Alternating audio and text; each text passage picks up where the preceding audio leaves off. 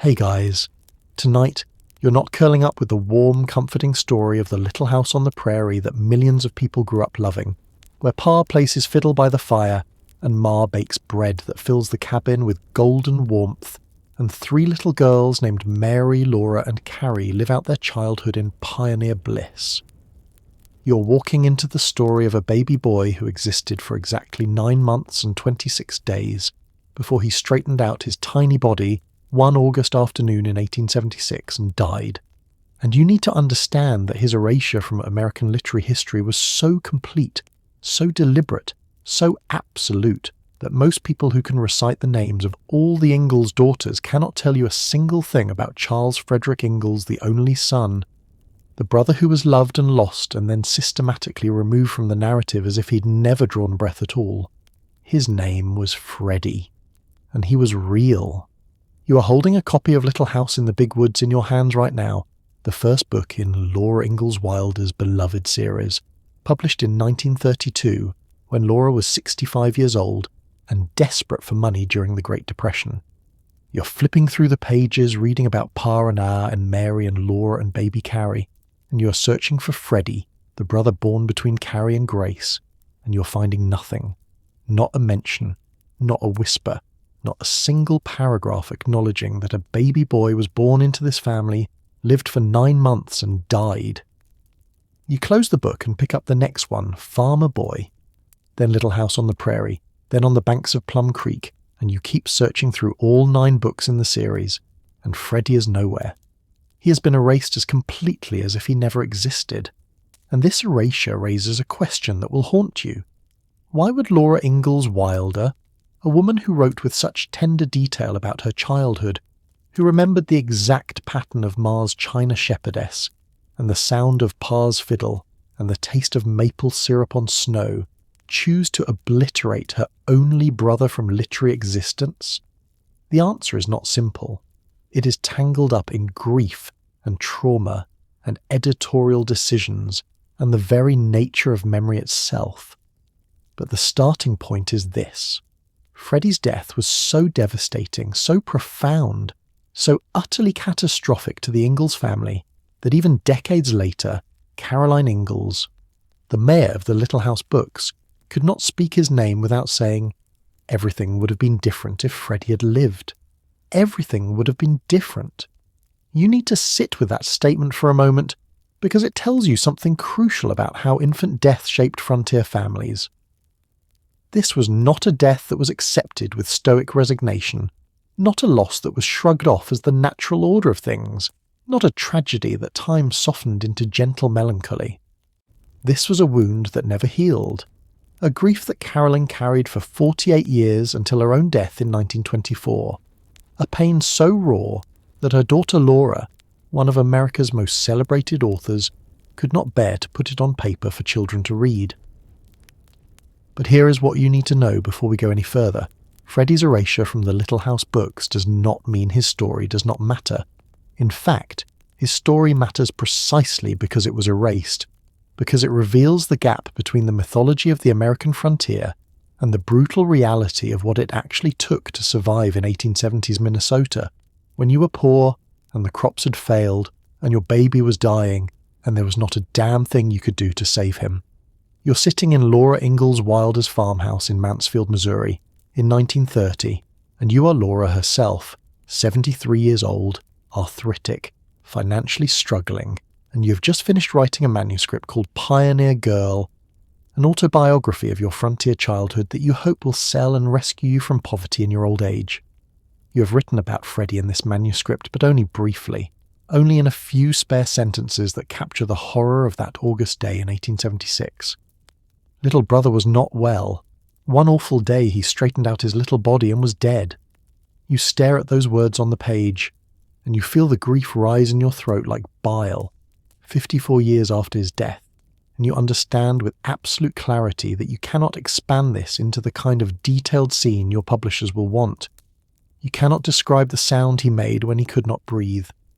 You cannot write about Ma's face when the doctor shook his head. You cannot put into words what it felt like to leave his grave behind when the family continued on to Iowa, how it felt to abandon a baby brother in the ground at a farm that was not even yours, knowing you would never come back, never tend the grave, never leave flowers, never mark the spot where he was buried. The pain is too great, the loss too profound. So when your daughter Rose, who is also a writer, helps you revise the manuscript into something publishable, when the editors at Harper & Brothers suggest changes to make the stories more suitable for children, when the decision is made to structure the books around specific time periods and locations, Freddie disappears from the narrative entirely. He is edited out, erased, made into a ghost, and this erasure is replicated across the entire published series. Little House in the Big Woods covers the Wisconsin years before Freddie was born. Farmer Boy is about Almanzo's childhood, not Laura's family. Little House on the Prairie covers the Kansas years when Laura was too young to write from her own clear memory. On the Banks of Plum Creek covers Walnut Grove, Minnesota, from 1874 to 1876. And this is where Freddie should appear because this is where he was born in November of 1875, where he lived his brief life, where the family was still living when they left Walnut Grove in July or August of 1876. But he is not there. The book mentions only Mary, Laura and Carrie, the three daughters, and baby Grace is born at the end, and Freddie is simply absent from the timeline, removed so completely that readers assume he never existed at all. By the Shores of Silver Lake picks up in 1879, 3 years after Freddie's death. The Long Winter covers 1880 to 1881. Little Town on the Prairie and These Happy Golden Years cover Laura's teenage years and courtship. The first 4 years covers her early marriage, and Freddie is never mentioned, never acknowledged, never mourned on the page. The published Little House series creates a version of the Ingalls family that is incomplete, sanitized, mythologized. It is a version where babies are born but they do not die, where poverty exists but does not kill, where the frontier is hard but ultimately survivable if you have enough grit and faith and family love. It is a version that millions of readers have embraced because it is comforting, because it tells us that pioneers were strong and resilient, and that hardship builds character rather than breaking bodies. But it is not the whole truth. And Freddie Ingalls is the evidence. You are a historian in the 21st century, and you are researching the Ingalls family, and you have just discovered something that makes your stomach drop. The Wabasha County, Minnesota death records from 1876. You're scrolling through the digitized pages, and there it is. Book A. Page 135, a single-line entry that reads, Fred Ingalls, St, male, 9 months old, died August 27th, 1876, cause of death. Diarrhea. The name is misspelled. The age is approximate. The cause of death is spelled so badly that you have to sound it out to realize it says diarrhea. But this is Freddie Ingalls, the baby erased from the Little House books, and this death certificate is one of the only pieces of documentary evidence proving he existed at all. You sit back in your chair and you think about what this means. Freddie died from diarrhea, one of the most common and most deadly infant killers of the 19th century, a disease so ordinary that it barely warranted comment in an era when 1 out of every 5 babies died before their first birthday.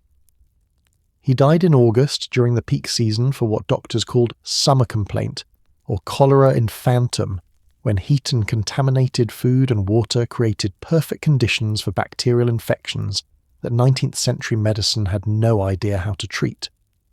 He died when his family was in transit, stopping at his Uncle Peter Ingalls' farm near South Troy, Minnesota, on their way to Burr Oak, Iowa, fleeing the economic devastation of 2 years of grasshopper plagues that had destroyed every crop the Ingalls family tried to plant.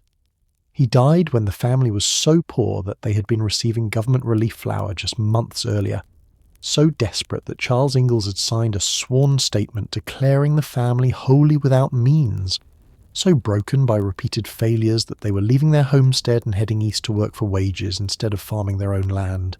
He died. And then he was buried on his uncle's property in an unmarked grave that would be lost to history 12 years later when the Zumbro River flooded and destroyed Peter Ingalls' house, and the family moved away, and no one remembered exactly where the baby boy was buried.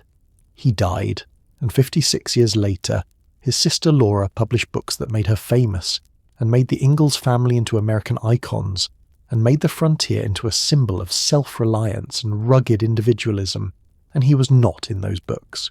He was erased, made invisible, turned into a secret that only family members knew, a grief that Carolyn carried in silence, a brother that Laura's readers would never meet. And this erasure matters because it tells you something crucial about how we remember history. We remember the stories that comfort us. We remember the narratives that support our beliefs about who we are and what our ancestors accomplished. We remember the pioneers who survived, and we forget the thousands who died, the babies buried in unmarked graves, the families destroyed by poverty and disease and environmental catastrophe, the people who did not make it, who were not strong enough or lucky enough or healthy enough to survive the frontier. Freddie Ingalls is one of those forgotten dead, but tonight you are going to remember him. You're going to learn his story, and you're going to understand why his death matters just as much as his sister's literary fame, why the baby no one remembers is actually the key to understanding what the American frontier really cost the people who tried to conquer it. Settle in, get comfortable. Because this is not a comforting story. This is not a tale of pioneer resilience.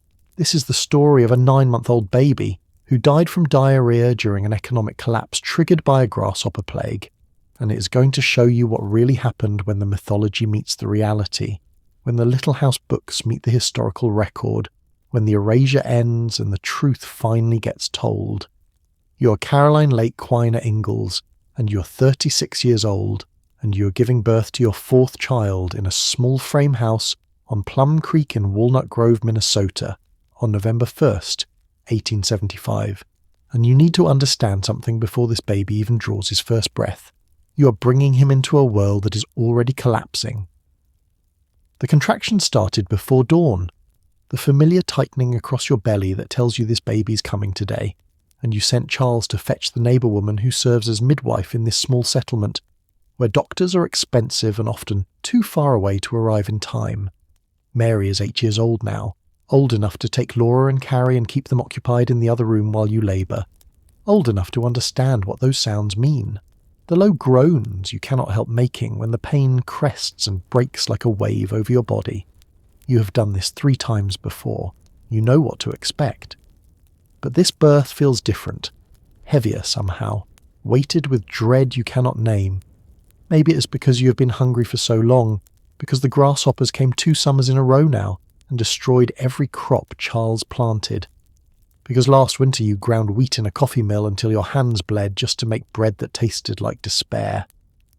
Maybe it is because you are older now, because 36 is not young for childbirth in 1875, because you have heard too many stories of women who died bringing babies into the world, women buried with infants they never got to hold. Or maybe it is because you know, deep in some part of yourself you do not want to examine, that this baby is being born into poverty so profound that you had to sign papers admitting your family is destitute in order to receive government relief. You know that Charles has been walking 200 miles east to find harvest work, leaving you and the girls alone for weeks at a time. You know that the house you're labouring in is mortgaged, and you cannot make the payments. You know that everything you have tried to build in Minnesota is crumbling, and this baby is going to be born into the ruins. But when the baby finally comes, sliding into the midwife's hands in a rush of blood and fluid, and you hear that first thin cry, you forget all of that for a moment. Because this baby is a boy, your first son, the child Charles has been hoping for since Mary was born, the boy who will carry the Ingalls name forward, who will help work the farm when he's old enough, who will be the heir and the hope and the future. Charles is beaming when he comes into the room and sees his son. You watch his face transform, watch the worry lines smooth out, watch him cradle the tiny body against his chest with a tenderness that makes your throat tighten. He is already planning, you can tell, already imagining this boy grown, working beside him, helping to build the life that keeps slipping through Charles's fingers like water. You name him Charles Frederick, after his father and Charles's father before him. You call him Freddie. And for a few hours, maybe a whole day, you let yourself believe that this birth changes things, that a son will bring luck, that everything will be different now. But the baby is small, smaller than your daughters were. His cry is weak, thready, not the robust wail of a healthy newborn. The midwife wraps him carefully and places him in your arms, and you hold him against your chest and try to nurse him. And he latches on, but only weakly, and he falls asleep after just a few minutes, exhausted by the effort of feeding. You do not say anything to Charles about your worry, not yet. Babies are often sleepy in the first days. He will grow stronger. He has to. But as the days pass and then the weeks, you begin to notice things that frighten you. Freddie does not gain weight the way your daughters did. He nurses frequently but never seems satisfied, fussing and crying and then falling into exhausted sleep. His little body is thin, his ribs visible under skin that seems too pale, too translucent. He startles easily, his arms flinging out, in a way that seems panicked rather than just reflexive. And sometimes, when he is crying hard, his little body goes rigid and he shakes, tremors running through his limbs that you do not remember seeing in your other babies. You try everything you know. You nurse him on demand every time he fusses, even when your breasts are sore and cracked and you are so tired you could weep. You keep him warm, wrapping him in every soft blanket you own, keeping him close to the stove. You rock him and sing to him and pray over him, asking God to make him strong, to help him thrive, to let this one child survive in a world that is so hard on babies. But you are hungry yourself, and you know that your milk is not what it should be. You are eating government relief flour, making bread that has no shortening, no salt, nothing to make it nourishing. You're eating potatoes and the occasional bit of salt pork, and it is not enough to sustain a nursing mother. You can feel your body giving what little it has to this baby, can feel yourself growing thinner, weaker, your dress is hanging loose on a frame that has borne too much for too long. And Charles is worried too, though he will not say it directly. He watches Freddie with an expression you have learned to read after 17 years of marriage, a tightness around his eyes that means he is afraid. He picks up the baby and holds him for long stretches, as if the warmth of his body and the strength of his arms can somehow transfer health to this fragile child. He goes out to the barn afterward and does not come back for hours, and you know he is out there crying where the girls cannot see, where you cannot comfort him, because Charles Ingalls does not cry in front of his family. Winter comes, and it is brutal. The temperatures drop below zero and stay there for weeks. Snow piles against the house, in drifts that reach the windows. You keep the stove burning constantly, feeding it with hay because there is no wood and no money to buy coal, and still the house is cold. Frost forming on the inside of the walls, your breath visible in the air even indoors. Freddie is 3 months old now, then 4, then 5, and he is not thriving. He's barely surviving. His weight is not increasing the way it should. His eyes are dull. His cry is weaker than ever. And those tremors, those episodes where his body goes rigid and shakes, are happening more often, and you do not know what they mean or how to stop them, and there is no doctor you can afford to ask. Laura, who is 8 years old and old enough to understand more than you wish she did, watches the baby with frightened eyes. She helps you care for him, holds him when you need to do chores, or rocks him when he cries. But you can see her beginning to understand that something is wrong, that this baby is not like other babies, that he's slipping away from you all despite everything you're doing to hold on. In late November, Charles signs the papers. The sworn statement that admits your family is wholly without means, that makes you eligible for government relief from the Grasshopper Aid Fund. You are not there when he does it, but you see the paper afterward, see his signature at the bottom, and you know what it cost him to write those words, to publicly acknowledge that he cannot feed his family, that the man who has moved you halfway across the country chasing opportunity has failed. The relief flour arrives. 2 half barrels worth $5.25. You grind it in the coffee mill and you make bread and you feed your family and you nurse your baby and you survive the winter. Barely. By spring, Freddie is 6 months old. He can sit up if you prop him with pillows, but he cannot hold himself upright on his own. He does not babble the way your daughters did at this age, does not reach for toys, does not smile often. He watches you with solemn eyes, and sometimes you think he looks like an old man, like he has already lived too long and seen too much and he is just waiting for permission to stop fighting. The grasshopper eggs hatch in April.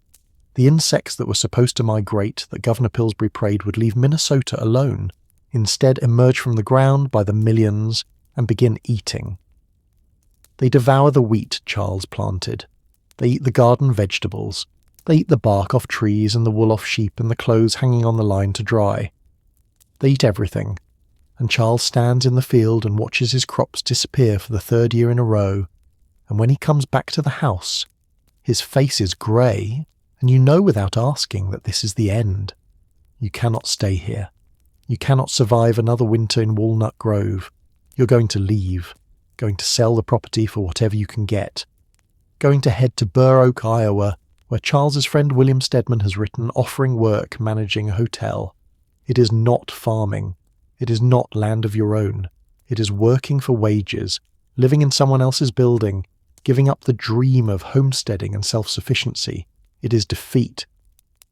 But you have 4 children to feed, and a baby who is not getting stronger, and you do not have the luxury of pride. You pack what belongings you can fit in the wagon. You sell what little furniture you own. Charles sells the property in July, and by early August you're ready to leave. Freddie is 9 months old now. He weighs perhaps 12 pounds, maybe less. He can barely sit up. He nurses weakly and sleeps fitfully, and sometimes when he wakes he cries in a way that sounds like pain, like something inside him is breaking, and you do not know how to fix it. You're loading the last items into the wagon on a hot August morning, and you look at your baby son, and you know in your bones that something terrible is coming. You do not have words for it yet. You do not have a premonition or a vision. You just have the knowledge that you are taking this fragile child on a long journey in brutal heat, that you're leaving behind the only home he has ever known, that you are heading into an unknown future with a baby who is barely clinging to life. But you do not have a choice. So you wrap Freddie in a light blanket, you settle him in your arms, you call to Mary and Laura and Carrie to climb into the wagon, and you set out east toward Iowa, stopping first at Charles's brother Peter's farm near South Troy, Minnesota, planning to rest there for a day or two before continuing the journey. And this is where everything will fall apart. This is where the story will break open. This is where the baby born in crisis will die in catastrophe, and your family will never be the same again. You are Charles Ingalls, and you're 40 years old, and you're standing in the yard of your brother Peter's farm near South Troy, Minnesota, on an August afternoon in 1876 that is so hot the air shimmers above the ground like water, and your 9-month-old son is dying in the house behind you. You cannot go inside. You tried, but Caroline sent you out because you were making it worse, your panic filling the room like smoke, your breathing too loud, your hands shaking when you touched Freddie's tiny arm. So you came outside, and now you are just standing here in the brutal sun, listening to the sounds coming through the open window, the baby's weak crying, Caroline's murmured words, the doctor's low voice, and you are understanding with absolute clarity that you are about to lose your only son, and there is not a goddamn thing you can do about it. It started 3 days ago, maybe 4. You lose track of time when a child is dying. Freddie had been fussy when you arrived at Peter's farm, more fretful than usual, but you attributed it to the journey, the heat, the disruption of being in a strange place. But then the diarrhea started. Not just the soft stools of a nursing baby, but liquid, greenish, foul-smelling, coming so frequently that Caroline could not keep him clean, could not keep him dry. And he started losing weight. You could see it happening hour by hour, his already thin face becoming gaunt, his tiny limbs turning stick-like, his skin hanging loose as if he were melting from the inside out. Caroline tried to nurse him constantly, but he would latch on for only a minute before his body went rigid and he screamed, and you did not know if the nursing hurt him, or if he was too weak to suck, or if there was something wrong inside his belly that made eating unbearable. You called the doctor yesterday. It cost money you do not have, but you called him anyway because this is your son, your only son, and you will not let him die without trying everything. The doctor came, a middle-aged man with tired eyes, who has probably seen 100 babies die from summer complaint. Who knows before he even examines Freddie that there is nothing he can do? He looked in the baby's eyes with a light. He listened to his chest. He felt his belly, and Freddie screamed when the doctor's fingers pressed down, a sound that made Caroline go pale. The doctor stepped back, wiped his hands on a cloth, and looked at you and Caroline with an expression you've seen before on other men's faces when they have bad news to deliver and no good way to say it. "It's the summer complaint," he said. "Cholera infantum. The diarrhea is severe and he's losing too much fluid. I can give you some laudanum to ease his distress, but—" He trailed off, not finishing the sentence, but you both understood what he meant. There is no cure. Babies die from this all the time. The best you can hope for is that it will be quick, but it is not quick. It is agonizingly slow. You watch your son fade over the next day and night, watch him cry weakly, and then stop crying altogether because he no longer has the strength. His eyes sink into his skull. His fontanelle, the soft spot on the top of his head, becomes concave, a hollow where there should be roundness. His lips are cracked and dry no matter how often Caroline tries to wet them with a damp cloth. And then the convulsions start. His little body goes rigid, his back arching, his arms and legs extending straight out, tremors running through him like electricity. It lasts maybe 30 seconds, maybe a minute, and then he goes limp, and for a horrible moment you think he is dead. But then he takes a shuddering breath, and his eyes flutter open, and you realise this is going to keep happening, that his body is shutting down and there are going to be more of these episodes before the end finally comes. Caroline is holding him, rocking him, singing to him in a voice that keeps breaking. The girls are in the other room with Peter's wife, being kept away from this horror, but you know they can hear everything. You know Laura is listening through the wall, her 8-year-old mind trying to understand why her baby brother is making those sounds, why no one can help him, why God is letting this happen. You're thinking about all the things you should have done differently. You should have stayed in Wisconsin, where there was enough rain and no grasshoppers. You should have never homesteaded in Minnesota. You should have found work that paid enough to buy food, real food, not just relief flour and potatoes. You should have been able to provide for Caroline so she could make enough milk to keep this baby healthy. You should have been a better farmer, a better provider, a better father. But it is too late for should-haves. It is too late for anything except watching your son die. The afternoon light is starting to fade when it happens. You're back inside now, sitting on a chair near the bed where Caroline is holding Freddie, and the baby has been quiet for the past hour, his breathing shallow and irregular, long pauses between breaths that make your heart stop until he gasps again. His eyes are half open but unfocused, staring at nothing, and his skin has a greyish tinge that you have seen before on corpses. And then, very suddenly he straightens. His little body goes rigid one final time, his arms extending, his legs pushing out, his back arching off Caroline's lap. His mouth opens, but no sound comes out. His eyes open wide, and for just a second you think you see recognition there, like he is seeing something you cannot see, like he is looking at something beyond this room. And then he relaxes, his body goes limp, his eyes close, and he is gone. Caroline makes a sound that is not quite a scream, not quite a sob, something raw and animal that comes from a place deeper than words. She pulls Freddie's body against her chest and rocks him, and she's saying his name over and over. Freddie, Freddie, Freddie. Like if she just keeps saying it, he will wake up, he will breathe again, he will come back. But he does not come back. You reach out and touch his tiny hand, and it is still warm, but there is no pulse, no movement, no life. Your son is dead. 9 months and 26 days old. Killed by diarrhea, by poverty, by bad luck, by a grasshopper plague that destroyed your crops and left you too poor to feed your family properly, by a frontier that promises opportunity but delivers mostly suffering. You stand up because you cannot sit still. And you walk outside into the evening air that is finally starting to cool, and you look up at the sky that is turning pink and orange with sunset, and you think about how the world just keeps going, how the sun sets and the birds sing and the insects chirr in the grass as if nothing has happened, as if a baby did not just die, as if your family was not just destroyed. Peter comes out to stand beside you. He does not say anything at first, just stands there, and you're grateful for that because you do not want platitudes. do not want to hear that it is God's will, or that Freddie is in a better place, or any of the other useless things people say when they cannot face the reality that sometimes babies die for no good reason at all. We'll bury him here, Peter says finally, under the oak tree. I'll make a marker. You nod because you cannot speak.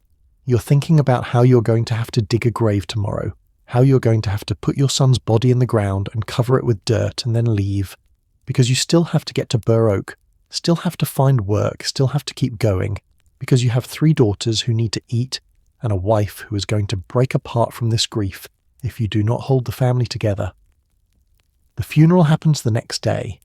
There is no minister, no church service, just your family and Peter's family gathered under the oak tree while you and Peter lower a small wooden box into the ground.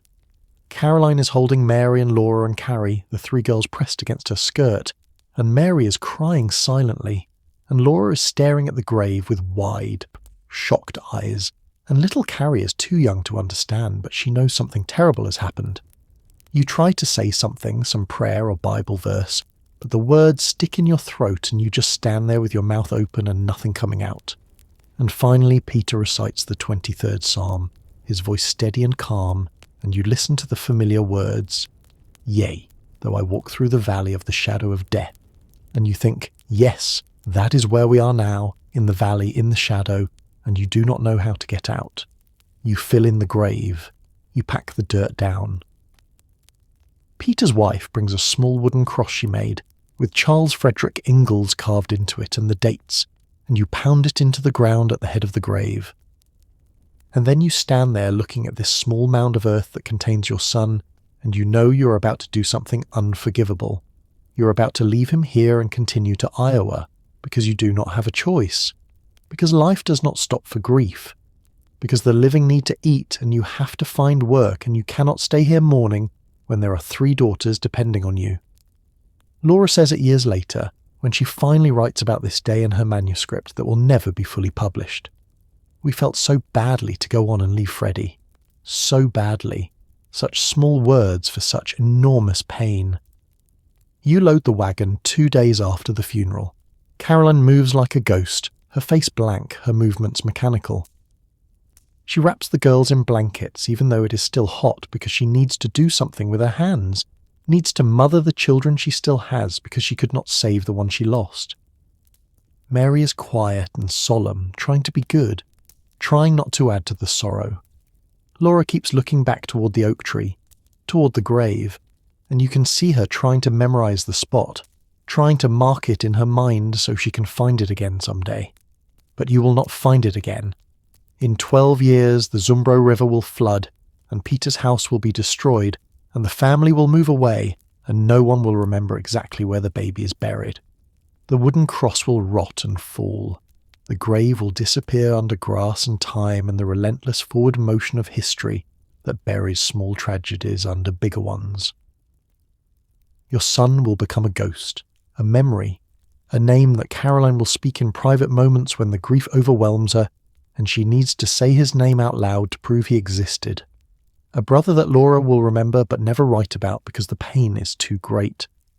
Because American readers want pioneer stories that are comforting and inspiring, not stories about babies who die from poverty and disease, and government's failure to help its most vulnerable citizens. But Freddie was real. He lived for 9 months and 26 days. He was loved. He mattered. And his death changed everything.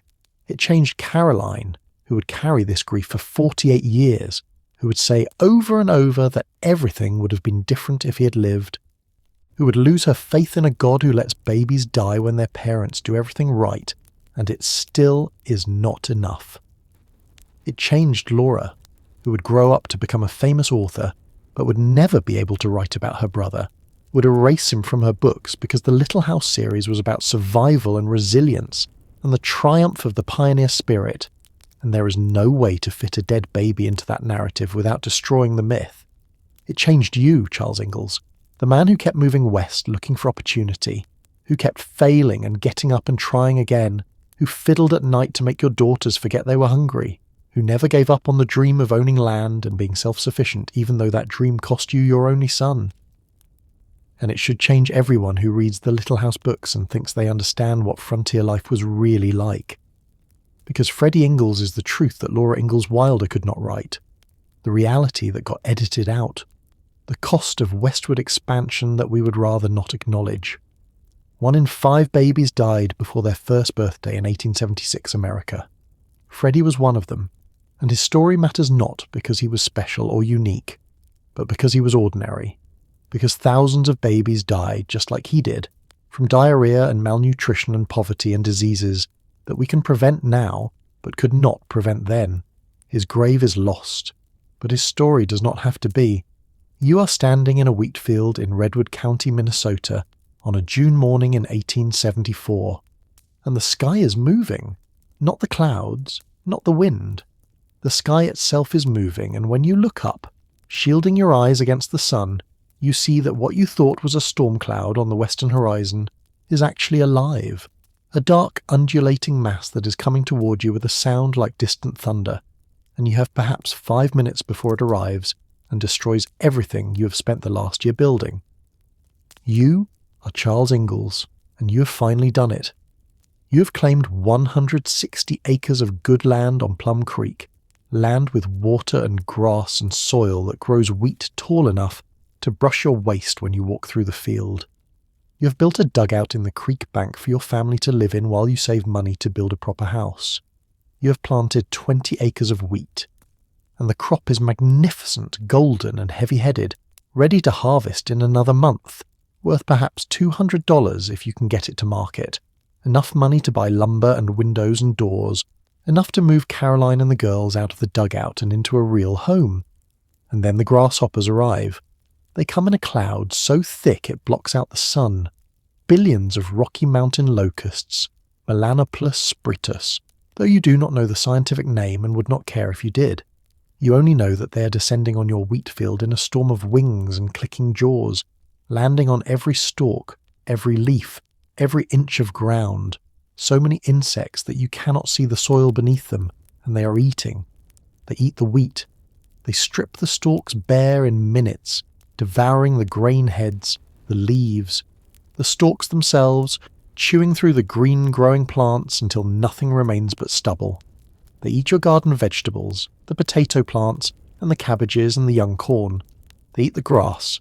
They eat the bark off your young cottonwood trees. They eat the wooden handles of your tools, the leather harness on your horses, the curtains Carolyn hung in the dugout window. They eat everything. You try to fight them.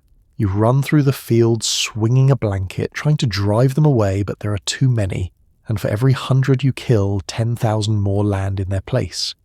Carolyn comes out with a bucket of water and tries to drown the ones eating her garden, but they simply fly a few feet away and land on plants she has not yet protected. Mary and Laura, your 2 older daughters, cry because the insects are landing in their hair, on their clothes, crawling across their faces with their spiny legs scratching at skin. The grasshoppers stay for a week. When they finally leave, lifting off in another massive cloud that darkens the sky and heads east to destroy someone else's crops, you walk through what remains of your farm and you understand that you have nothing left. The wheat that was going to pay for your house is gone. The garden that was going to feed your family through the winter is destroyed. The grass your horses and milk cow need to survive is eaten down to bare dirt. You have lost everything, and it is only June. You have 4 months to feed your family before winter comes, and you have no crops to sell, no money to buy food, no harvest to hope for because there is nothing left to harvest. This is the beginning of the crisis that will kill your son. You do not know that yet. You're thinking about survival, about what you can salvage, about whether you should abandon this claim and move somewhere else or try to start over here. You're thinking about the immediate problem of how to feed your wife and 3 daughters when you have no income and no food and winter is coming. But the grasshoppers have set in motion a chain of events that will lead, 2 years from now, to a 9-month-old baby dying of diarrhea in a farmhouse in Wabasha County, while you stand outside helpless and broken, understanding too late that the insects that ate your wheat in 1874 also ate your son's future, that poverty and infant mortality are not separate tragedies, but 2 parts of the same catastrophe.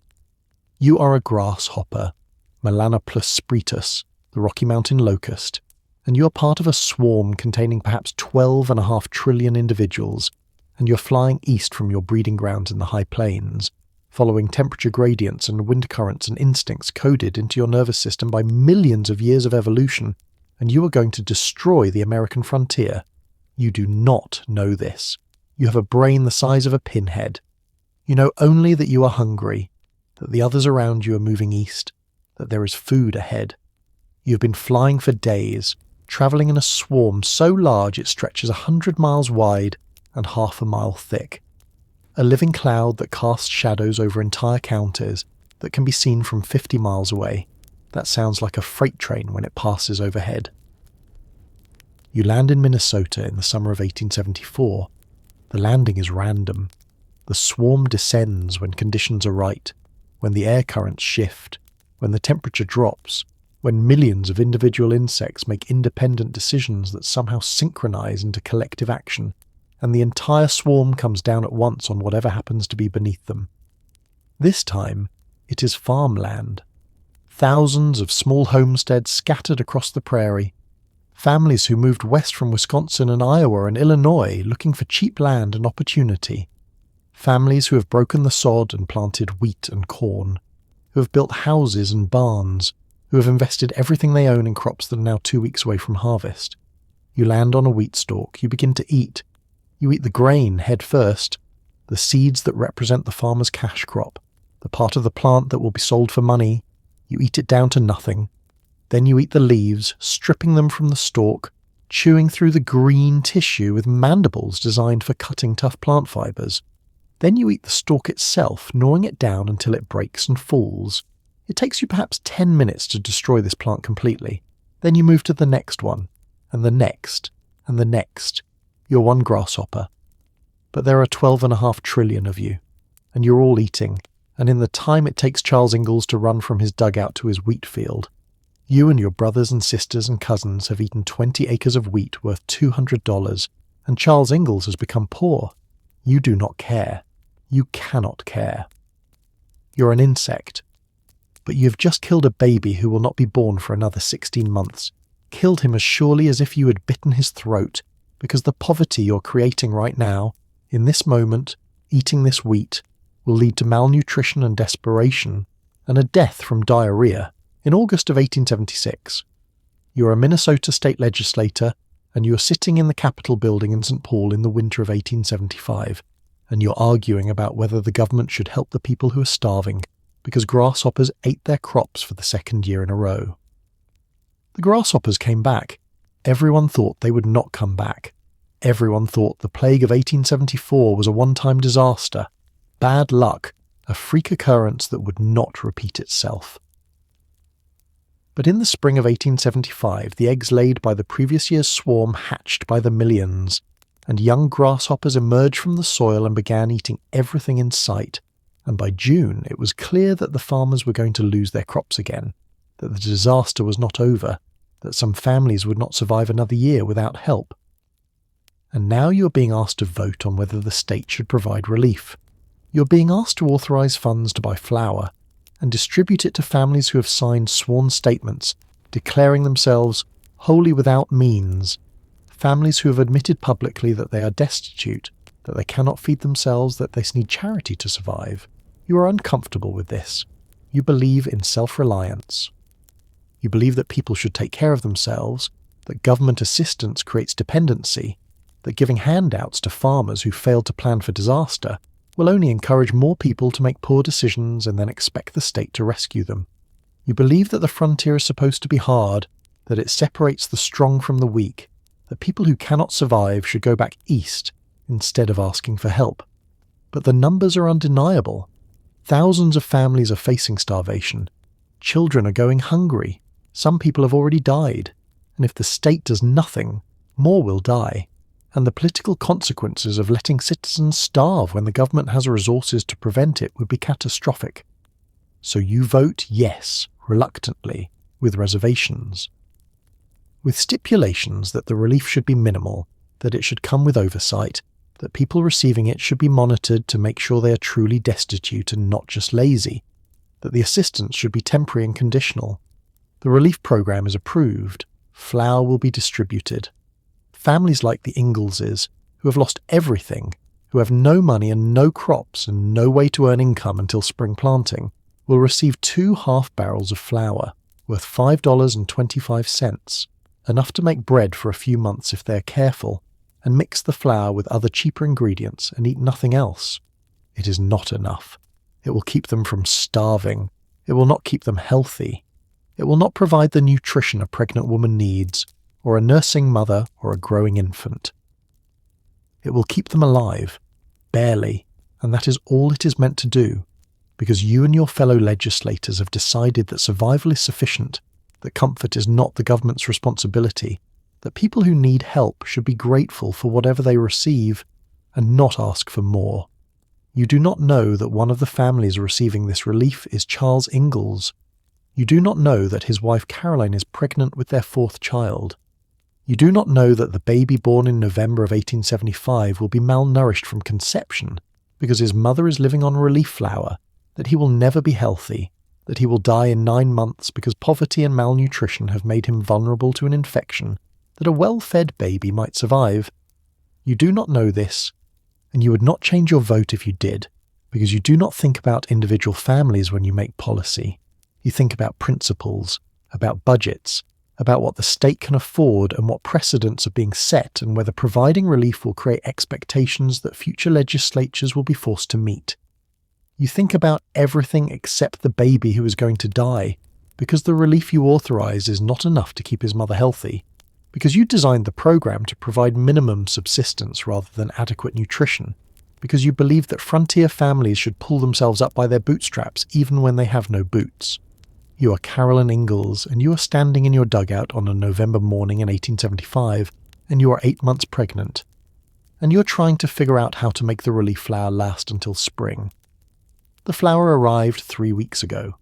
2 half barrels, heavy wooden containers that Charles had to carry from town, each containing perhaps 50 pounds of coarse wheat flour, no salt, no rising agent, no shortening, just ground wheat that you will turn into bread if you can figure out how to make it edible, without the ingredients that make bread taste like something other than despair. You have done this arithmetic before. You know how much flour you need to feed a family of 5 for one day. You know how many days there are between now and spring planting, when Charles might be able to find work. You know that the numbers do not add up, that the relief flour will run out before winter is over, that you'll need to stretch it by mixing it with cheaper fillers, by eating less, by making sacrifices that you understand intellectually but have not yet experienced physically. But now you are experiencing it. Now you are learning what it feels like to be hungry all the time, to go to bed with your stomach cramping and wake up with the same hollow ache that never goes away, no matter how much bread you eat, because the bread is not enough. Because you need protein and fat and vegetables and salt and all the things that make food nourishing instead of just filling. You are pregnant. Your body is trying to build a baby from the materials you provide through eating, and you're not providing enough materials. You're giving your body flour and water and occasional potatoes and nothing else. And your body is doing what bodies do in times of famine. It is cannibalizing your own tissues to feed the growing fetus, taking calcium from your bones and iron from your blood, and proteins from your muscles, keeping the baby alive by destroying you. You do not know this in medical terms. You do not know about nutrition science or fetal development or maternal depletion. You only know that you are tired all the time, that your hands shake, that your hair is falling out in clumps when you brush it, that your teeth are loose in your gums, that you have sores in your mouth that will not heal, that you are cold even when you're standing next to the stove, that you feel like you're dissolving from the inside out, and you are afraid. You have carried 3 babies to term before this, and those pregnancies were hard, but not like this. Those pregnancies happened when you had enough to eat, when Charles could hunt and bring home meat, when the garden produced vegetables, when you could buy butter and eggs and milk from neighbours. This pregnancy is happening during a famine, and you know without anyone telling you that something is wrong, that this baby is not growing the way the others did, that your body is failing to provide what it needs. But you cannot say this out loud. You cannot tell Charles that you are afraid because he is already broken by guilt, by the knowledge that he has failed to provide for his family, that his dreams of homesteading have turned into a nightmare of poverty and dependence. You cannot tell Mary and Laura that the baby might not be healthy, because they are children, and they do not need to carry your fear. You cannot tell anyone, so you carry it alone, this knowledge that something terrible is building, that the grasshoppers that ate your wheat crop are also eating your unborn child, that poverty has teeth, and those teeth are gnawing on your baby's future. You grind the wheat in the coffee mill, you turn the handle until your hands are raw and blistered, until your shoulders ache, until you have produced enough coarse flour to make one small loaf of bread. You mix it with water, you shape it into a loaf, you bake it in the oven, and the smell that fills the dugout is not the yeasty, comforting smell of real bread, but something flat and harsh, the smell of survival. You cut the bread into slices. You give the largest pieces to Charles because he's doing physical labour and needs strength. You give smaller pieces to Mary and Laura and Carrie. You eat the smallest piece yourself and you tell yourself that this is enough, that you are fine, that the baby will be fine, that you just need to hold on until spring when things will get better, but you do not believe it. And you are right not to believe it, because things will not get better. The grasshoppers will come back in the spring of 1876. The crops will fail again. Charles will sell the Plum Creek land and the family will leave Minnesota. And in August, 9 months after you give birth to your son on relief flour and desperation, that baby will die from an infection his malnourished body cannot fight.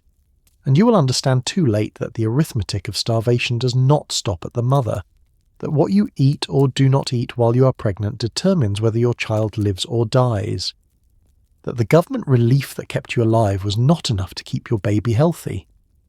But you do not know that yet. Right now, in this moment, you're just trying to make the flour last until spring. You're just trying to stay pregnant, stay upright, stay functional. You're grinding wheat and baking bread and feeding your daughters and telling yourself that everything will be all right. And you are wrong. Everything will not be all right. Everything is already broken. The baby you are carrying is already compromised. The grasshoppers have already won. You're standing in a field of eggs, though you cannot see them. It is October of 1875, and the grasshoppers that devastated Minnesota's crops in the summer have laid their eggs before dying or migrating away. The eggs are in the soil, millions upon millions of them, tiny cylinders the size of a grain of rice, packed into pods that the female grasshoppers inserted into the ground with their ovipositors, each female laying between 20 and 100 eggs before she died. The eggs are everywhere. They're in fields and along roadsides and in yards and gardens. They're in the soil where wheat grew before the grasshoppers ate it. They are waiting. The farmers know the eggs are there. They have been told by agricultural experts that the eggs will hatch in the spring, that a new generation of grasshoppers will emerge, that unless something is done to destroy the eggs, the plague will continue. So they try. They plough the fields in autumn, turning over the soil to expose the eggs to the cold, hoping that freezing temperatures will kill them.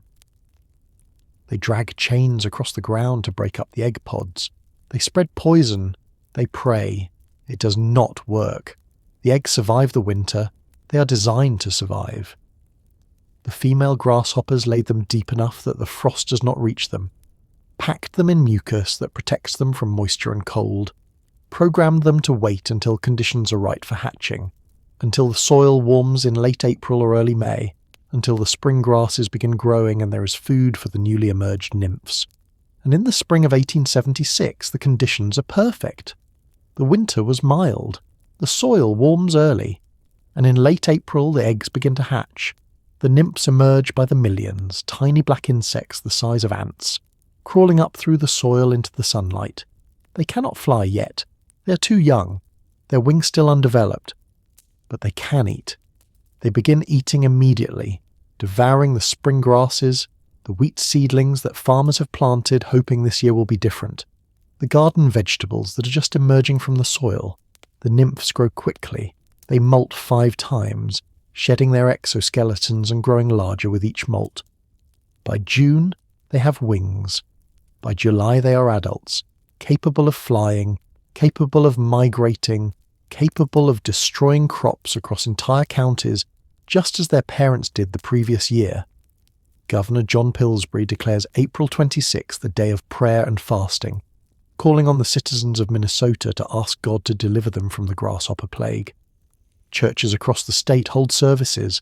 People pray for deliverance, for divine intervention, for the insects to leave or die or simply vanish.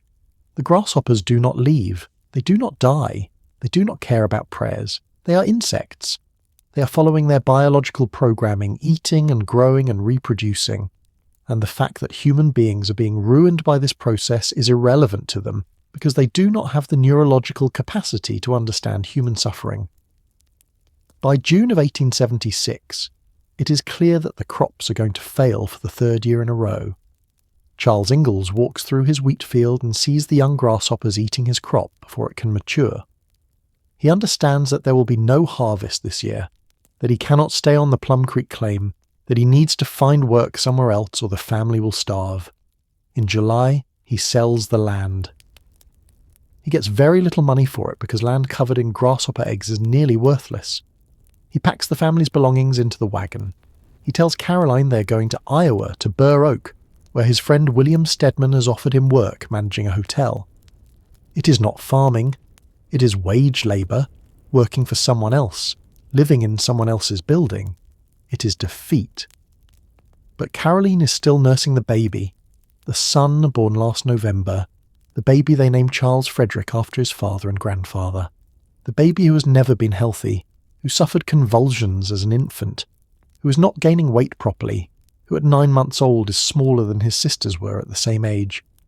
They're taking this fragile baby on a journey in the August heat, travelling by wagon over rough roads, stopping at Charles's brother Peter's farm near South Troy for rest before continuing to Iowa. And it is at Peter's farm, in the middle of this journey undertaken because grasshoppers destroyed the family's economic stability, that Freddie will get sick with the diarrhea that will kill him. The grasshopper eggs in the soil do not know that they are killing babies. The nymphs eating the wheat do not understand that they are creating poverty that leads to malnutrition, that leads to infant mortality. The adult insects flying east in massive swarms do not comprehend that they are weapons of mass destruction, that they are breaking families and destroying futures and killing children who will not be born for years after the swarms have passed. But they are.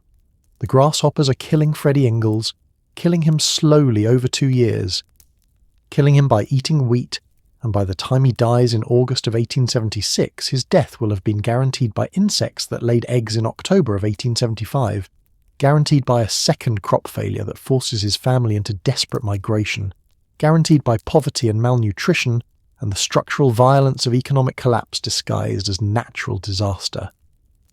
The grasshoppers finally left Minnesota in 1877.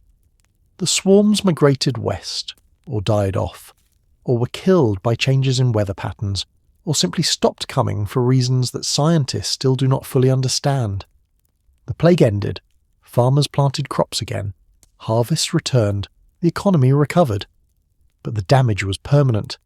Thousands of families had lost their land, their savings, their health. Some had lost children.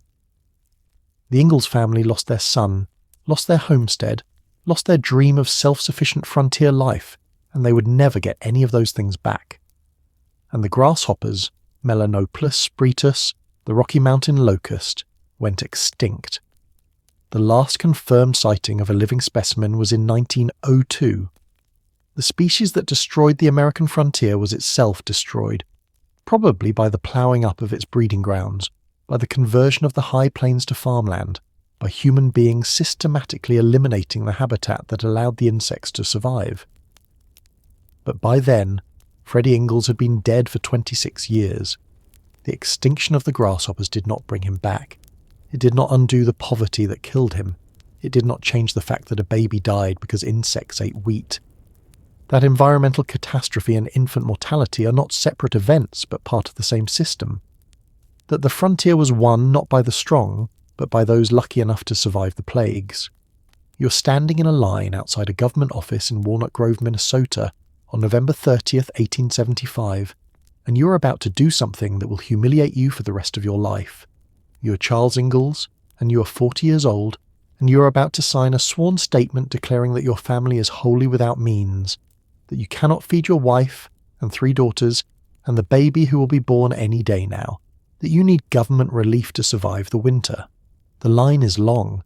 There are dozens of men ahead of you, farmers like yourself who lost everything to the grasshoppers, who planted crops that were destroyed, who have no income and no savings and no options except to ask for help. You recognize some of them. Neighbours, people you saw at church, men who were doing fine 2 years ago, who owned land and livestock and had futures, who are now standing in this line with their hats in their hands, waiting to admit publicly that they have failed. No one is talking. The line moves in silence, each man shuffling forward a few feet every few minutes, waiting for his turn to go inside and face the clerk and say the words that need to be said. Some men look angry, some look defeated, some look like they are trying to disappear, like if they could make themselves small enough they could avoid this humiliation entirely. You look at your hands, they are work-hardened, calloused from years of ploughing and planting and building, hands that have done everything you were supposed to do, and those hands have not been enough. You did everything right. You claimed good land. You built a dugout. You planted wheat. You worked from sunrise to sunset. And you failed anyway, because the grasshoppers came and ate everything, and there is no virtue in hard work if locusts can destroy years of effort in an afternoon. Your turn comes. You step inside the office. The clerk is a young man, maybe 25, well-dressed, clean hands, the kind of man who has never planted a crop or lost a harvest, who gets a salary from the government and goes home every night to a house with a proper stove and store-bought food. He looks at you without particular interest. Just another destitute farmer in a long line of destitute farmers, all of them the same, all of them broken. He pushes a paper across the desk. "Sign here," he says. "Statement declaring you are wholly without means and require relief. 2 half-barrels of flour per family. You will need to pick it up at the distribution point within 2 weeks." You look at the paper. The words are already printed. You just need to add your name and the date. You need to transform your private failure into public record, to create a document that will exist in government files forever, proving that Charles Ingalls could not take care of his family, that he needed charity, that his dreams of frontier independence were a lie. Your hand is shaking when you pick up the pen. You write your name. Charles P. Ingalls. You write the date. November 30th, 1875. You push the paper back across the desk and the clerk blots it and files it away without looking at you, and you are done. You walk out of the office. The November air is cold. Snow is starting to fall, small dry flakes that sting when they hit your face. You pull your coat tighter and start walking back toward the dugout, where Caroline is waiting with the girls, where she's probably in labour right now because she's been having contractions for 2 days and the baby is coming whether you're ready or not. You're thinking about the paper you just signed. You're thinking about how your daughters will never know that you had to beg for flour to feed them. You are thinking about how you will tell Caroline that the relief was approved, that you will have flour for the winter, but you will not tell her how it felt to stand in that line, how it felt to sign that paper, because some humiliations are too private to share even with your wife. You're thinking about the baby who's going to be born into this poverty, who will come into the world in a dugout lit by a kerosene lamp, whose first meal will be milk from a mother who is not eating enough, who will never know abundance or security, who will spend his entire short life in crisis. You do not know yet that this baby will die. You do not know that the relief flour is not enough, that keeping your family alive is not the same as keeping them healthy, that the arithmetic of nutrition does not care about your pride or your work ethic, or how many hours you spend ploughing fields that grasshoppers will destroy. You only know that you have done everything you could, and it was not enough, and your son is going to be born into a world where fathers sign papers declaring themselves wholly without means, and mothers bake bread from relief flour, and babies die from infections that wealth could prevent. The snow is falling harder now. You walk faster. Caroline will need you. The baby is coming. And whatever happens next, whatever terrible futures are being written by poverty and hunger and environmental catastrophe, you still have to be there, still have to help bring this child into the world, still have to pretend that everything will be all right, even when you know, somewhere deep in the part of yourself you do not examine, that nothing will be all right again. The relief flour arrives 2 weeks later. 2 half barrels, £50 each, coarse wheat flour with bits of chaff still in it, no salt, no yeast, no shortening. You and Caroline open the first barrel and stare at the grey-brown flour inside, and you both understand without speaking that this is what survival looks like, that this is what government assistance provides, the absolute minimum required to keep human beings from starving to death. Caroline scoops out a handful. She lets it run through her fingers. "I can make bread," she says. Her voice is flat without inflection. "I will need to grind it finer in the coffee mill. Mix it with water and a little salt if we can spare it. It will not rise without yeast, but it will be bread. The baby is 3 weeks old now. You have a son. You named him Charles Frederick after yourself and your father. And he is small and he cries often, and Caroline cannot seem to make enough milk to satisfy him. But he is alive, and that is something that is more than some families have. Caroline is nursing him constantly, trying to produce milk from a body that is being fed nothing but relief flour. You can see her getting thinner, see her cheekbones becoming more prominent, see her hands shaking when she tries to hold the baby. She's giving everything she has to keep him alive, literally consuming herself to feed him. And it is not enough. You can see that it is not enough. The baby is not gaining weight the way a baby should, is not developing the fat and muscle that infants need to protect them from illness. But what can you do? You signed the paper, you got the flour, you are keeping your family alive. The government has done what it promised. The fact that minimum survival is not the same as health, that your son is being born into malnutrition that will make him vulnerable to any infection that comes along, that poverty is not just about lacking money, but about lacking the nutrition that builds strong bodies and immune systems. These facts are not the government's concern.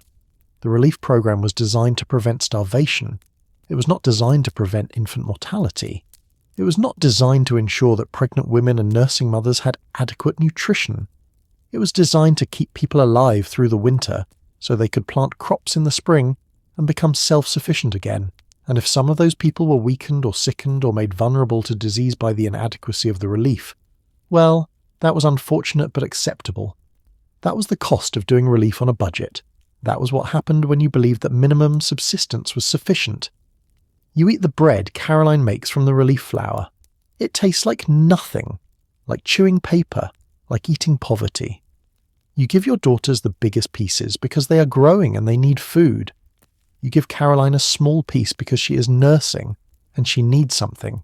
You eat the smallest piece yourself and tell yourself that you're not hungry, that this is enough, that you just need to hold on until spring.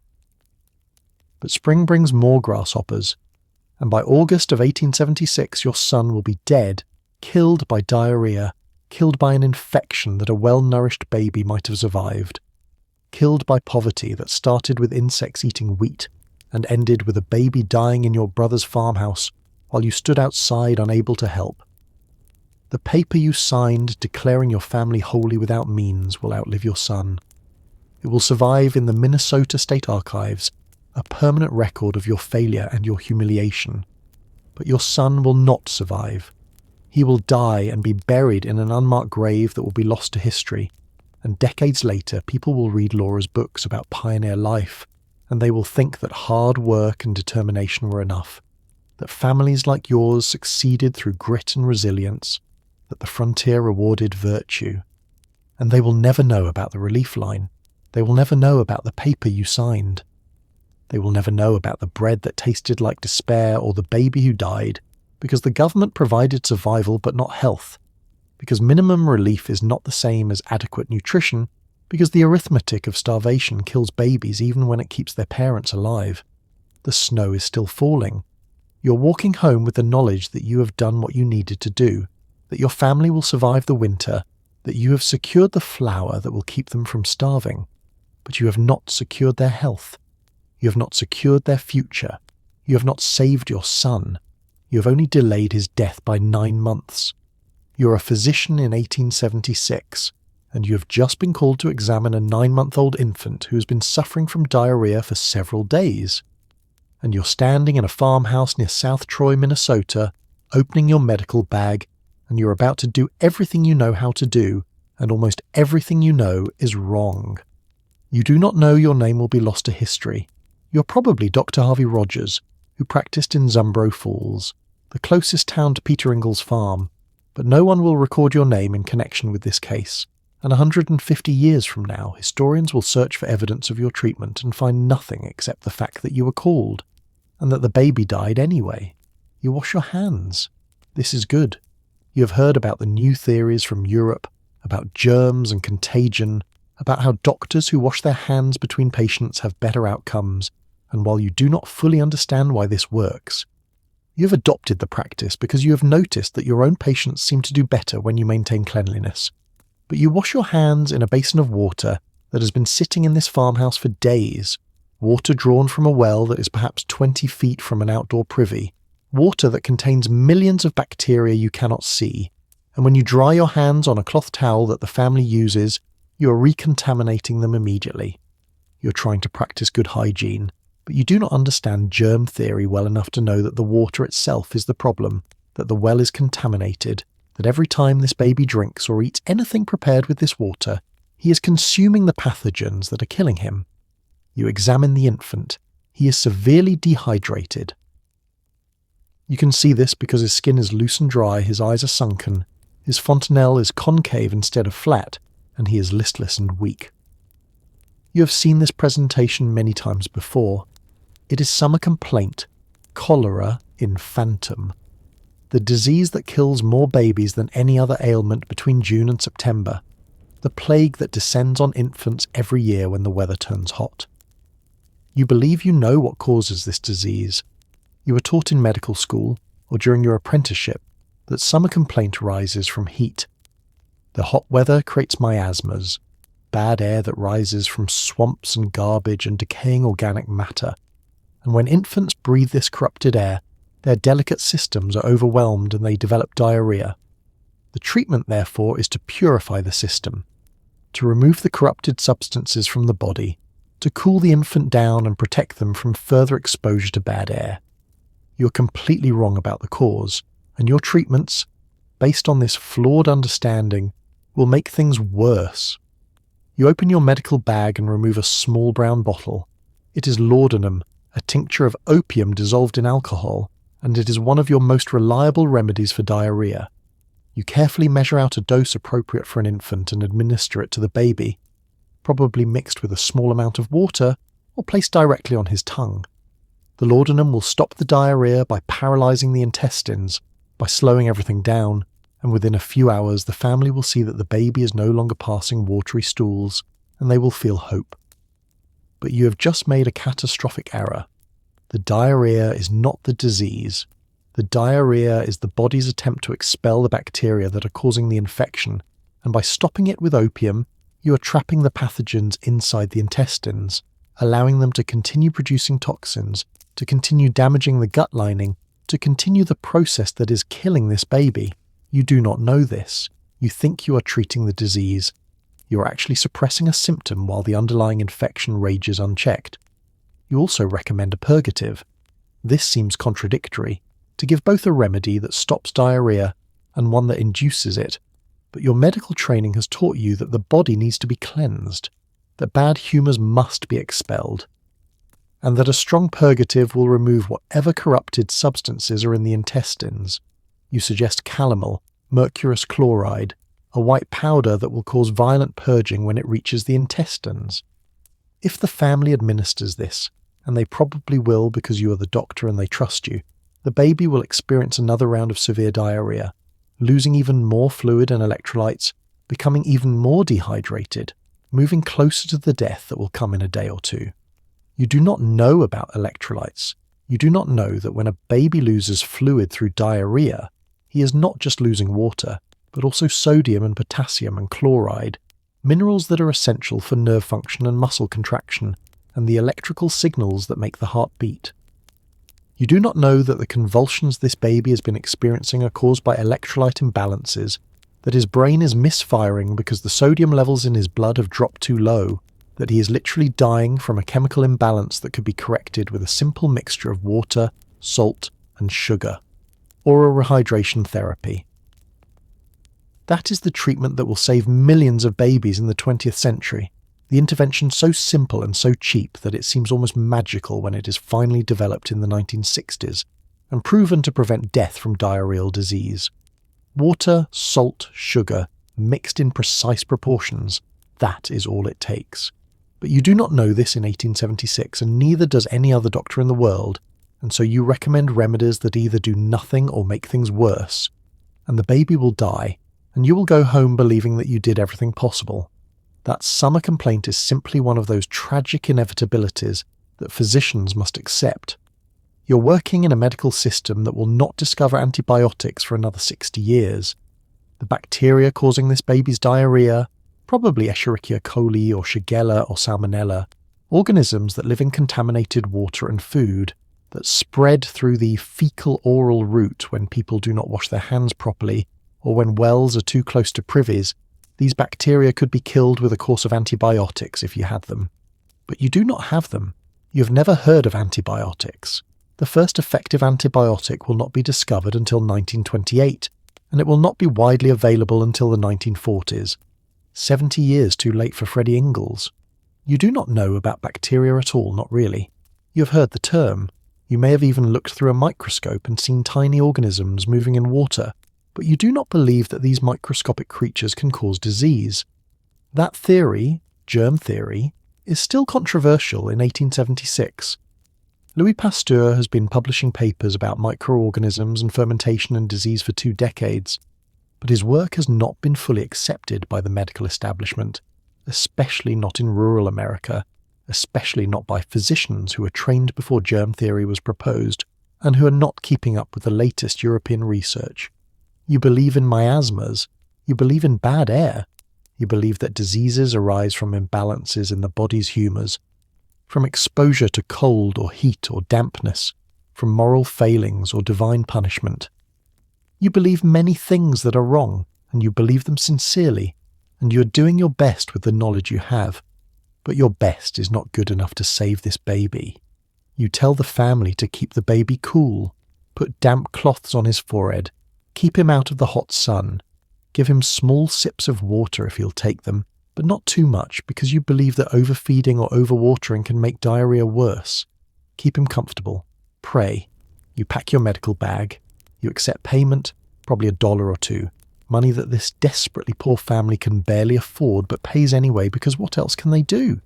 Their baby's dying. They have to try something. You promise to return tomorrow to check on the patient, though you suspect, based on the severity of his dehydration, that he may not survive that long. You leave the farmhouse, you ride away back to your office or your home, and you will hear within a day or 2 that the infant died, and you will record this in your mental tally of lost cases, and you will move on to the next patient, because infant death is common in 1876, and you cannot save them all, cannot save most of them when they present with advanced summer complaint, and you have learned to accept this as part of medical practice on the frontier. But you are not incompetent. This is important to understand. You are not a bad doctor. You're simply a doctor working in an era before medical science had discovered the tools and knowledge necessary to save babies with diarrheal infections. You are doing everything your training taught you to do. The problem is that your training was based on theories that were fundamentally incorrect, on an understanding of disease that did not include bacteria or viruses or electrolyte balance or the importance of rehydration. And this is why Freddie Ingalls dies. Not because the doctor is incompetent, not because the family is neglectful, but because the entire medical system in 1876 is built on flawed foundations, on theories about disease causation that are wrong, on treatments that do not work or actively harm patients, on an absence of the most basic interventions that modern medicine takes for granted. You're a bacterium, Escherichia coli, and you are living in a well on Peter Ingalls' farm in Wabasha County, Minnesota, in August of 1876. And you're about to kill a baby. You do not have intentions. You do not have consciousness. You're a single-celled organism, approximately 2 micrometers long, shaped like a rod with flagella that propel you through water. You exist to consume nutrients and reproduce, dividing every 20 minutes when conditions are favourable, creating exponential populations that can reach billions within hours. You came from human feces. Specifically, You came from waste deposited in the outdoor privy that stands 20 feet from the well where the family draws their drinking water. When it rained last week, water percolated through the soil, carrying particles of waste with it, and some of that contaminated water seeped into the underground aquifer that feeds the well. Now you are in the well water, along with millions of your fellow bacteria. And every time someone draws water from this well, they are bringing you into the house, into containers, into the water that will be used for drinking and cooking and washing. You're a pathogenic strain of E. coli, one that produces toxins that damage the intestinal lining. Most E. coli bacteria are harmless. They live in the human gut and cause no problems. But you are different. You produce Shiga toxin, a protein that kills the cells lining the intestines, that causes inflammation and bleeding, and the massive fluid loss that characterizes severe diarrheal disease. When Freddie drinks water drawn from the contaminated well, or eats food prepared with that water, you enter his body. You survive the acid environment of his stomach because you are protected by the food matrix, or because he consumes enough of you that some bacteria make it through despite the stomach acid. You reach his intestines, and you begin to multiply. The conditions in his small intestine are perfect for your reproduction. It is warm, around 98.6 degrees Fahrenheit. There are nutrients from partially digested food. The pH is slightly alkaline, exactly what you need. You divide, and divide again. And within hours, you have gone from a few hundred bacteria to millions, colonizing the intestinal lining, attaching to the epithelial cells, beginning to produce the toxins that will kill those cells and cause the diarrhea that is already starting. Freddie's immune system recognizes that you are foreign, that you do not belong in his body, and it mounts a response. White blood cells flood into the intestines. Inflammation cascades through the tissue. The immune response is trying to kill you, to flush you out, and the result is severe diarrhea, as the intestines secrete fluid to wash away the infection. But Freddie's immune system is compromised. He was malnourished from conception because his mother was living on inadequate nutrition during her pregnancy. He was born small. He has been failing to thrive. His body does not have the resources to mount the kind of robust immune response that a well-nourished baby might produce. So you overwhelm his defenses, you continue to multiply, you continue to produce toxins, and the damage to his intestines becomes catastrophic. The diarrhea is severe. Freddie is losing fluid faster than his body can replace it through drinking, faster than his kidneys can concentrate urine to conserve water. His blood volume drops, his blood pressure drops. His heart has to beat faster to try to circulate the diminished blood volume to his vital organs. His kidneys begin to shut down because there is not enough blood flow to filter. His brain is not getting enough oxygen. And then the electrolyte imbalances begin. Sodium, potassium, chloride. All of these are being lost in the diarrhea, and the concentrations in his blood are dropping to dangerously low levels. When the sodium gets too low, his neurons begin to misfire. Electrical signals in his brain become chaotic. He has a seizure, his little body going rigid, his limbs extending, tremors running through his muscles. This is what Laura remembers, the convulsions, the awful moment when her baby brother's body straightened out. She does not understand that this is caused by you, by bacteria that are so small they cannot be seen without a microscope, that will not be invented for routine medical use until decades after she writes about this day. She does not know that the seizure is a symptom of severe dehydration and electrolyte depletion. She only knows that her brother is dying, and there is nothing anyone can do to stop it. You continue to produce toxins. The intestinal damage worsens. Freddie can no longer absorb any nutrients or water even if he could drink. His gut is essentially non-functional, the lining destroyed by your toxins and the inflammatory response. He is starving at a cellular level. His body is breaking down its own tissues, trying to find energy to keep vital organs functioning. His heart is struggling. It is trying to pump blood that is too thick, too concentrated, because there is not enough fluid left. The electrical signals that coordinate the heartbeat are disrupted by the electrolyte imbalances. And finally, on the afternoon of August 27th, his heart simply stops. The muscle cannot contract anymore. The electrical system fails, and Freddie Ingalls dies. You do not know that you have killed him. You do not know anything. You are bacteria. When his body cools and the conditions become less favourable for your reproduction, you will die too, or you will be expelled when his body is prepared for burial, and you will return to the soil from which you came, ready to contaminate another well, another water source, ready to kill another baby next summer.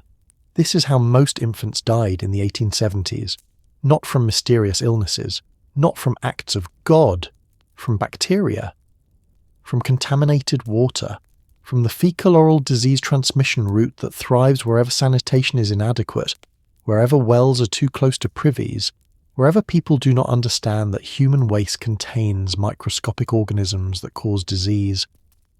The bacteria that killed Freddie Ingalls are still killing babies today.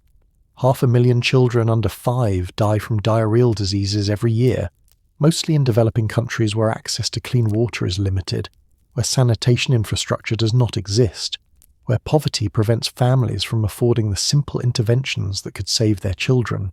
The bacteria have not changed.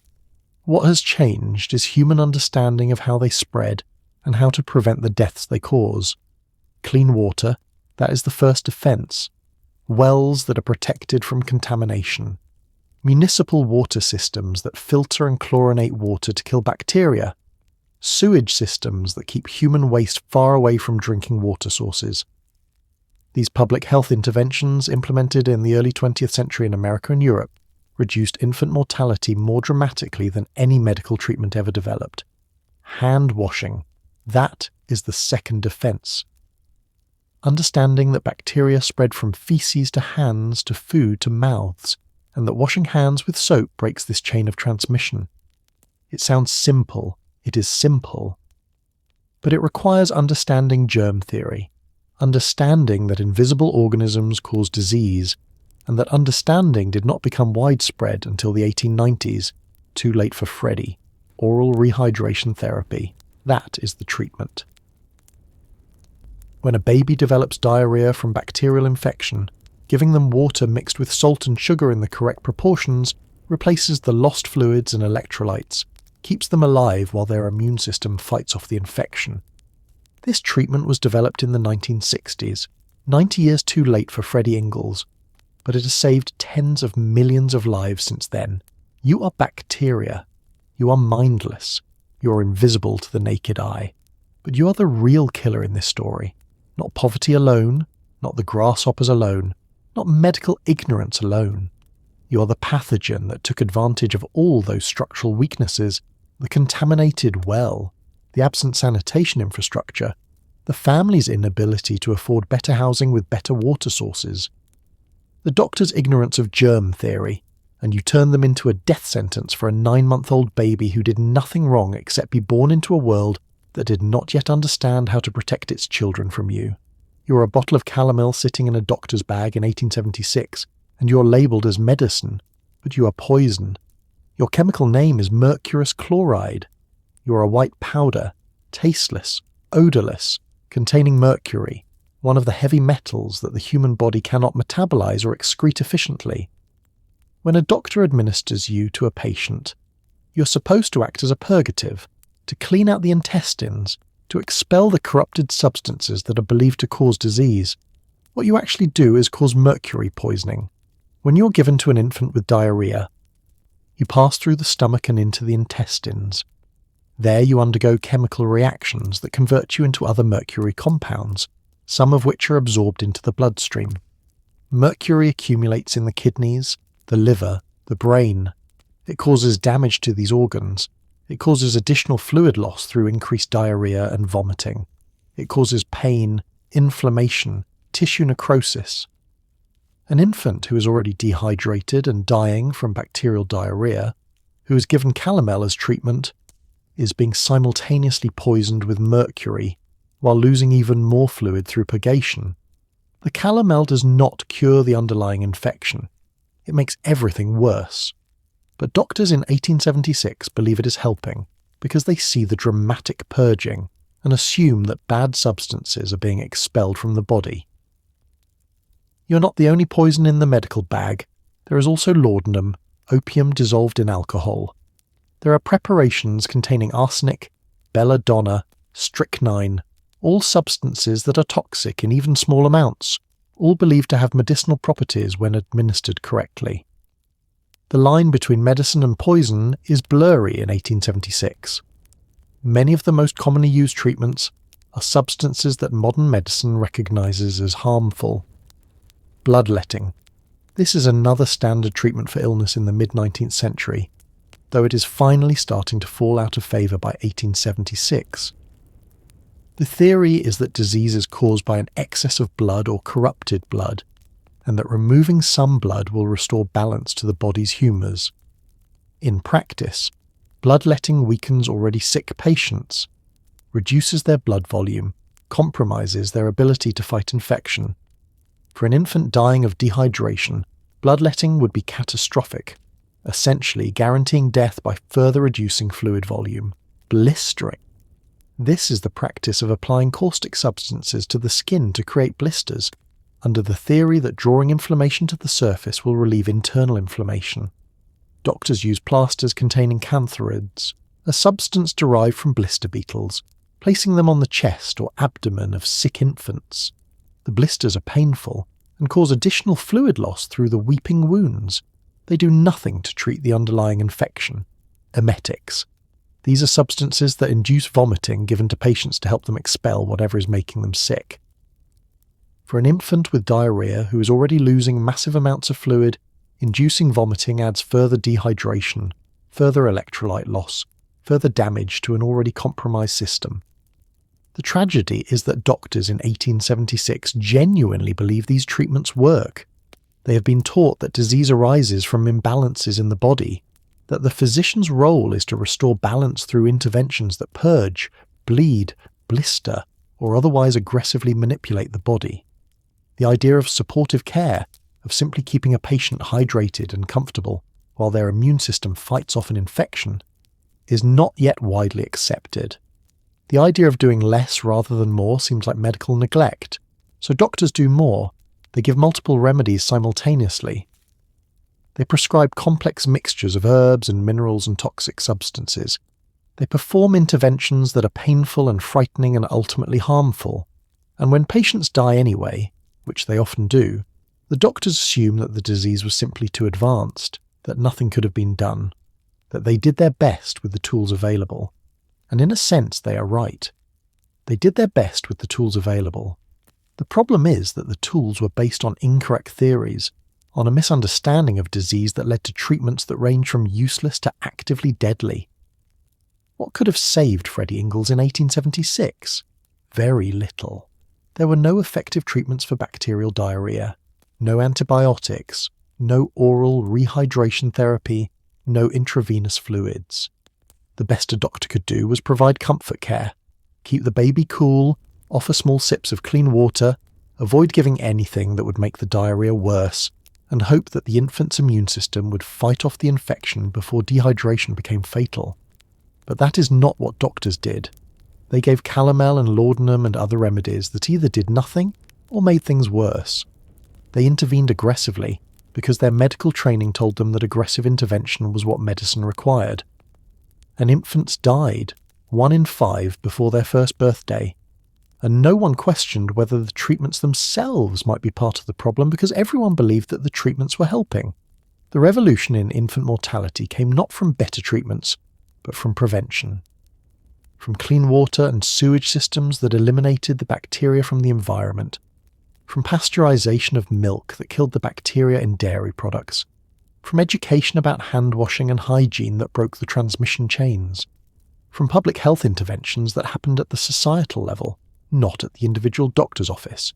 And later, when antibiotics were developed, when intravenous rehydration became possible, when oral rehydration therapy was discovered, infant mortality dropped even further. But the biggest gains came from prevention, from stopping babies from getting infected in the first place, not from treating them after they were already sick. Freddie Ingalls died because he was infected with bacteria from contaminated water.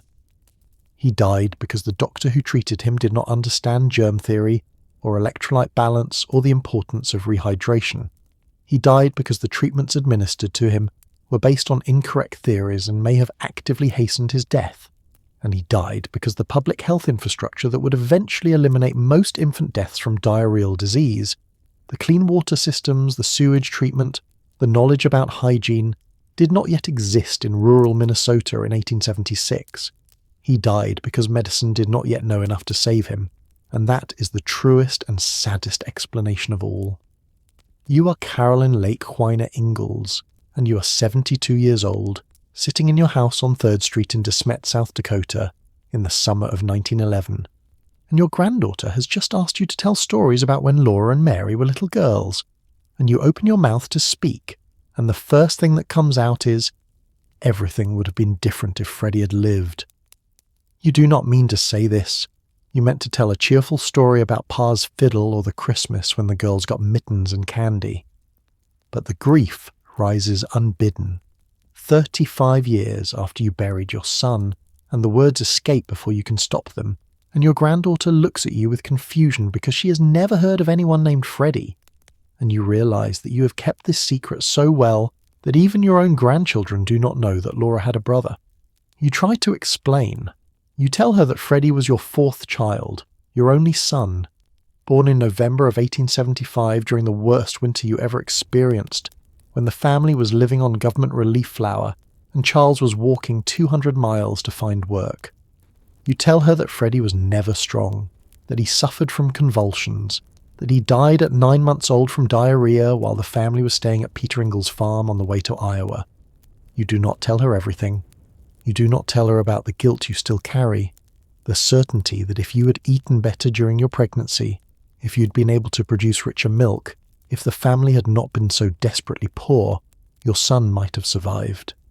You do not tell her about the dreams you still have, dreams where Freddie is alive and grown, where he helps Charles on the farm, where he carries on the Ingalls name, where everything is different because one baby lived instead of died. You do not tell her that you think about Freddie every single day, that you see him in the face of every infant you meet, that when Grace was born 10 months after Freddie died, you held her and wept because she was alive, but she was not him, because you had another daughter when what you wanted was your son back. And you do not tell her the darkest truth, the one you have never spoken aloud to anyone, that you blame Charles. You blame him for moving the family so many times, for never achieving the stability that might have kept Freddie healthy, for being at Peter's farm instead of in a proper house with a clean well, for signing that humiliating relief paper, instead of finding a way to provide for his family without government charity. You blame him even though you know it is unfair, even though you know Charles did everything he could, even though you know the grasshoppers and the poverty and the contaminated water killed your son, not your husband. But grief is not fair. Grief is not logical. Grief is a weight you have carried for 35 years, and it has not gotten lighter, and you suspect it will still be there when you die 13 years from now. A stone in your chest that never dissolves, never softens, never allows you to fully breathe. Your granddaughter is staring at you. She's too young to understand what you have just revealed, too innocent to grasp the depths of maternal grief. The way a child's death carves a hole in a woman that never fills, she asks. Why didn't Mama ever tell me about Uncle Freddie? And you realize that Laura has done the same thing you have done. She has kept Freddie locked away in memory, too painful to speak about, too terrible to share. She has built a wall around that August day in 1876, and she does not let anyone past it, not even her own daughter. You say, "Some things are too sad to talk about, dear," but that is not quite true. The truth is that some things are too sad to survive talking about.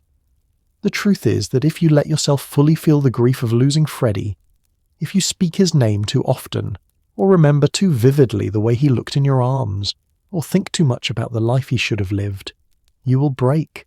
You will come apart. And you cannot afford to break because you still have daughters who need you, grandchildren who need you. A life that must continue even though part of you died in 1876 and never came back. So you change the subject. You tell your granddaughter a cheerful story about the time Pa brought home a watermelon and the girls had never tasted one before. You make her laugh. You push Freddie back into the locked room in your heart where he lives, where he is always 9 months old, always dying, always just out of reach. And when your granddaughter leaves, you sit alone in your parlour and you say his name out loud. Charles Frederick Ingalls. You say it clearly, firmly, giving voice to the child who has no voice, who has no grave marker anyone can find, who has been erased from family stories and will be erased from your daughter's books, who exists now only in county death records and in the memories of people who are dying themselves. Everything would have been different if Freddie had lived. You have said this sentence dozens of times over the decades, to your daughters, to neighbours, to yourself in the mirror. And every time you say it, you're asking a question that has no answer. What would your life have been like if that baby had survived? Would Charles have stayed in Minnesota? Would the family have achieved the stability that always eluded them? Would you have had the son to help work the farm, the male heir to carry on the Ingalls name, the boy who would have given Charles the future he dreamed of? You will never know. No one will ever know. Because Freddie died, and with him died all the possible futures that might have been, all the alternate versions of your family's story where things turned out differently, where poverty did not kill babies, where the frontier kept its promises instead of breaking families. You are an old woman now. Charles has been dead for 9 years. Mary is blind and living with you, her own life circumscribed by darkness. Laura is married and living in Missouri, struggling to make her farm profitable. Carrie is teaching school. Grace is married. The family has survived, but survival is not the same as thriving, is not the same as achieving the dreams Charles had when he headed west all those decades ago. And at the centre of it all, invisible to the world but painfully present to you, is the absence of Freddie, the hole where a boy should have been, the silence where his voice should have sounded, the emptiness where his future should have unfolded. Everything would have been different if Freddie had lived, but he did not live. He died on an August afternoon in 1876, and you continue living, carrying him with you. And the weight of that carrying never gets easier, never gets lighter, never allows you to forget what you lost. You are Laura Ingalls Wilder, and you are 63 years old, and you are sitting at your desk at Rocky Ridge Farm in Mansfield, Missouri, in the winter of 1930, and you have just finished writing about Freddie's death in your autobiography manuscript, and your hands are shaking. The words you wrote are simple. Spare. Little brother was not well. One awful day he straightened out his little body and was dead. We felt so badly to go on and leave Freddie. 27 words. That is all you have written about your brother's death. 27 words to contain a tragedy that shaped your entire childhood, that marked the lowest point of your family's fortunes, that happened during a period so terrible that you still cannot bear to think about it 54 years later. You stare at the page. You remember that day with a clarity that frightens you. You remember the heat. You remember the sound Freddie made when he could not breathe. You remember Ma's face, the way it went blank and hard, the way she picked up the baby's body and held it against her chest and rocked, and would not stop rocking even after Pa said gently, "Carolyn, he's gone." You remember standing in the doorway with Mary and Carrie, the three of you holding hands, not speaking, not crying, just standing there watching Ma hold the dead baby, and you remember thinking with the absolute certainty of an 8-year-old child that this was your fault somehow, that you should have done something different, that if you'd been better or prayed harder or loved him more, he would not have died.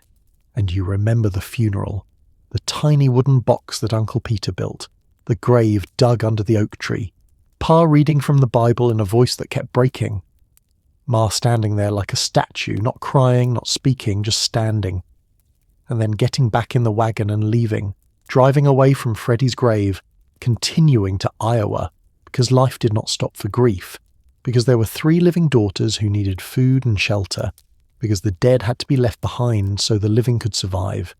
You pick up your pen. You think about expanding this section, about writing more about Freddie, about describing his birth and his brief life and the illness that killed him. You think about explaining to readers how poverty and hunger and environmental catastrophe combined to create the conditions that killed him, about being honest about how close your family came to complete collapse in 1876. And then you put the pen down, because you cannot write this. You cannot turn your brother's death into a story for strangers to read. You cannot put that pain on paper in a way that would make it suitable for publication, cannot find words that would convey the truth without destroying you in the process of writing them. More than that, you are writing this manuscript because you need money. You're 63 years old. You've been farming for almost 40 years, and you're barely scraping by. The Great Depression is deepening. Your apple orchard is not producing. Your savings are gone.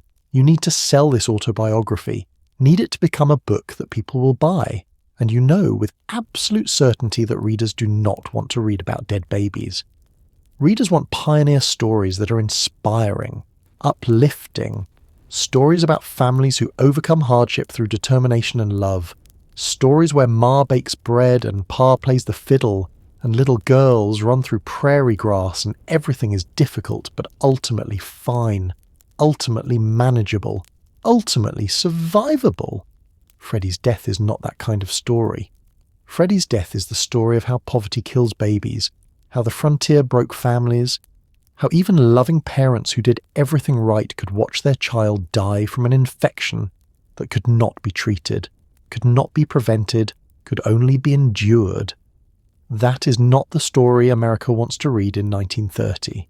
That is not the story that will sell books. So you leave it as it is. 27 words, brief, factual, emotionally restrained, enough to acknowledge that Freddie existed, not enough to convey the full weight of his death. You set the manuscript aside. Over the next 2 years, you will try to sell it. Publishers will reject it. They will tell you it is too long, too fragmented, too dark in places. Your daughter Rose, who is a professional writer, will offer to help you revise it, to turn it into something more publishable. And Rose will say, with the blunt practicality that makes her a good editor but sometimes a difficult daughter, "Mama, you need to cut out the dark parts, the poverty, the failures, the baby's death. Nobody wants to read that. You need to focus on the happy memories, the adventures, the times when things worked out." You will argue with her. You will say that the dark parts are important, that they are the truth, that readers deserve to know what frontier life was really like. Not a sanitized version where everything is picturesque hardship instead of actual suffering. But Rose will win. Not because she convinces you she is right, but because you need the money, and Rose knows how to sell books, and she's telling you what publishers want. So over the next 2 years, as you revise the manuscript into what will eventually become the first Little House book, you will cut out Freddie. You will cut out the Bur Oak period when the family lived in town working for wages instead of farming. You will cut out the worst of the poverty, the government relief, Pa's failures to achieve stability. You will create a version of your childhood that is true in its details but false in its omissions. A story where hardships exist but they are always overcome, where the family is poor but never desperate, where babies are born but they do not die. And Freddie will disappear.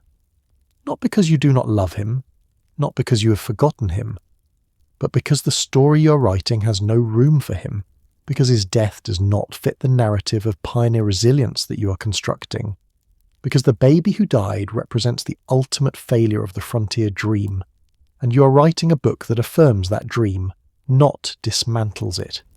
Years from now, after you're dead, scholars will discover your original manuscript. They will publish it with annotations, and readers will finally learn about Freddie, about the Bur Oak period, about all the things you cut out to make your story palatable for children. And some readers will accuse you of lying. They will say you erased your brother, that you falsified history, that you betrayed the truth for commercial success.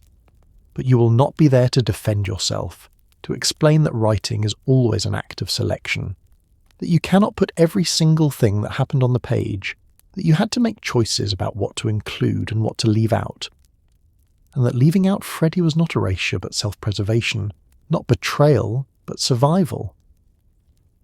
You put the manuscript in a drawer. You get up from your desk. You walk to the window and look out at the Missouri hills, so different from the Minnesota prairie where Freddie is buried in a grave that no longer exists, and you say to the empty room what Ma said to you so many times: "Everything would have been different if Freddie had lived, but he did not live, and you are still living, and you will write books that millions of people will love, books that will make the Ingalls family famous, books that will shape how America remembers the frontier, and Freddie will not be in those books. He will be the ghost at the centre of your literary empire, the brother no one knows about, the child whose death you could not write about because the pain was too great and the truth was too terrible, and the story you needed to tell had no room for the story you actually lived. You are holding a copy of Little House on the Prairie, the third book in Laura Ingalls Wilder's series, published in 1935, and you are reading a passage that millions of children have read, a passage that has shaped how generations of Americans understand the settlement of the West, and you need to know that what you are reading is not quite what Laura originally wrote. The passage describes the Ingalls family's time in Kansas, when Laura was very young, when they lived in a cabin on Osage land, when they built a house and planted crops on territory that the United States government had promised to the Osage people through a treaty, and when they were eventually forced to leave because the government decided to enforce that treaty after all. In the published book, Laura writes about Indians who visit the cabin, who frighten Ma but are generally portrayed as harmless, even noble in a romanticised way. There is a passage where Pa says that the government should have given this land to white settlers instead of leaving it for Indians, but the book presents this as a reasonable opinion, the kind of thing any frontier father might have said. But what you are holding is not Laura's original manuscript. What you are holding is a version that has been edited by her daughter Rose, and later by editors at Harper & Brothers, and what they edited out tells you something crucial about what else Laura had erased from her books. In Laura's original draft, there is a scene where a neighbour, Mr. Scott, says, "The only good Indian is a dead Indian." Pa does not disagree with this statement in the manuscript. He nods along, and Laura herself, writing as an adult woman in her 60s, does not challenge this sentiment, does not offer any indication that she understands this statement to be genocidal, to be an explicit endorsement of extermination. The editors cut this line. They softened Pa's attitudes. They made the Indian characters more sympathetic. They removed some of the most overt racism because they knew that even 1930s readers might find it offensive, and they wanted to sell books to as many families as possible. But here is what the editors did not know, or did not care about. The Ingalls family's time in Kansas happened in 1869 to 1871. Immediately after the Osage people had been promised that this land would remain theirs, and just before they were forced to relocate to a reservation in Oklahoma. The Ingalls family, like thousands of other white settlers, moved onto Osage land illegally, built houses without permission, planted crops they had no right to plant, and when the government briefly tried to enforce the treaty and remove the squatters, Charles Ingalls and his neighbours protested loudly that they were being treated unfairly. The Osage people were not wandering nomads who happened to see an empty cabin. They were people whose land was being stolen, whose treaty rights were being violated, whose children were being pushed towards starvation, as white settlers took over their hunting grounds and farming territory. When they visited the Ingalls cabin, they were not paying social calls. They were asserting their presence on their own land, reminding these squatters that this was not white territory, that the settlers did not belong there. But you would not know any of this from reading Little House on the Prairie. You would not know that Charles Ingalls was breaking the law by being there. You would not know that the Osage people had every right to demand the settlers leave. You would not know that when the Ingalls family finally left Kansas in 1871, it was not because Charles decided to move on to better land, but because the government was threatening to forcibly remove white squatters, and Charles chose to leave before he was arrested or forcibly expelled. Laura erased all of this, not because she did not know it.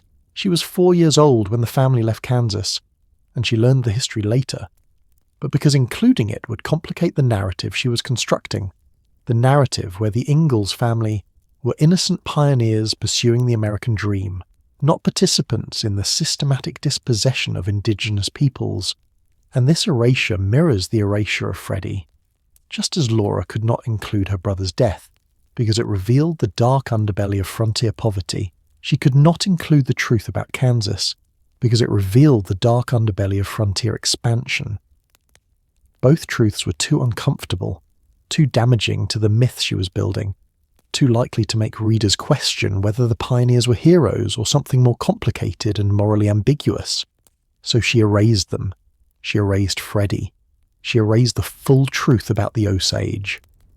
She erased the government relief, the extreme poverty, the times when Pa's decisions led to disaster. She erased anything that might suggest the frontier was not a place of opportunity and adventure, but a place of violence and loss and theft and death. And millions of readers absorbed the sanitized version. They read about plucky pioneers overcoming hardship. They read about Indians who were exotic and sometimes frightening, but ultimately peripheral to the real story of white settlement.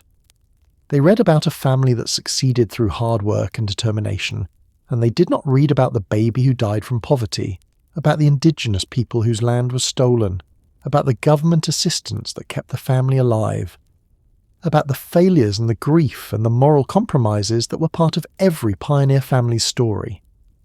This is what literary erasure does. It does not just remove specific details, it shapes how entire generations understand history. It creates myths that become more powerful than truth, and those myths matter because they influence how people think about the present, about who deserves success and who is to blame for failure, about whether America's westward expansion was a triumph or a tragedy, about whether the frontier was won or stolen. Freddie's death is not just a family tragedy.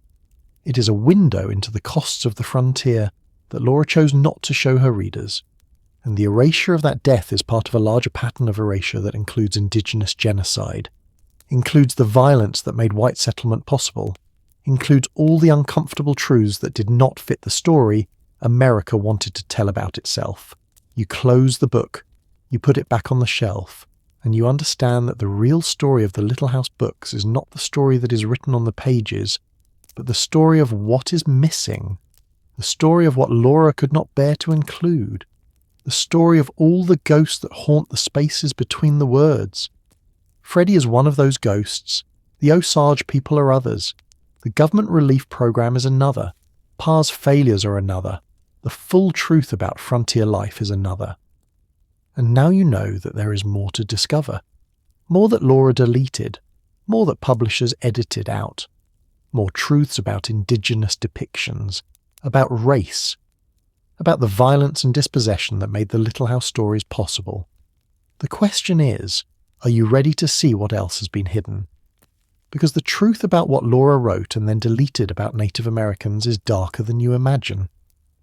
The racist language she used in her original manuscripts was so extreme that even 1930s editors could not publish it. The beliefs she expressed about indigenous peoples were not just ignorant or insensitive, they were genocidal. And those depictions, those deletions, those careful editorial choices tell you something crucial about American history, about how we remember the frontier, about whose voices get heard and whose get erased, about what stories we tell ourselves and what truths we refuse to acknowledge. Freddie's grave is lost somewhere under a Minnesota field. The Osage people's claims to their own land are buried under documents that white lawyers declared invalid. And the full truth about Laura Ingalls Wilder's views on race and indigenous peoples is buried in manuscript archives that most readers will never see. But the erasure is cracking. The truth is emerging. And what comes next will force you to reckon with the fact that the books you loved as a child, the stories that taught you about American history, the narratives that shaped your understanding of pioneers and Indians and westward expansion, were carefully constructed myths that left out the deaths, the theft, the racism, and the violence that made them possible. The story continues, but what Laura Ingalls Wilder wrote about Native Americans, and what her editors had to delete, is a story so troubling, so revealing about American attitudes toward indigenous peoples, that it demands its own telling.